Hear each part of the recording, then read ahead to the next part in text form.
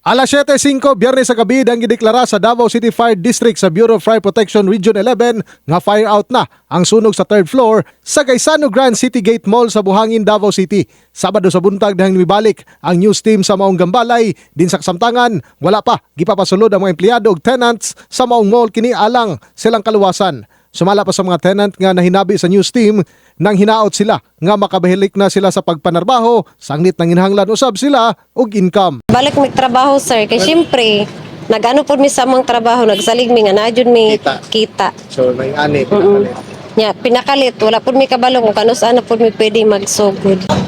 Para na may income. Tingod ko kayo ka ano, ingani permente. Yes po, sir. Samtang kini ginabalita, wala pa'y gipagawas og pahayag ang management sa Gaisano Grand City Gate Mall kalabot sa pagbalik sa operasyon niini. Base sa gipadala nga mensahe ni Fire Senior Inspector Francis Endrejas, ang spokesperson sa DCFD, kasamtangan pa nga gina-consolidate ang datos nga gikan sa fire incident ug mubalik pa ang mga fire investigator alang sa pag-imbestiga sa maong insidente. In the heart of changing lives, ako si Brigada Julius Pacot, alang sa 93.1 Brigada News FM Davao, the Music and News Authority.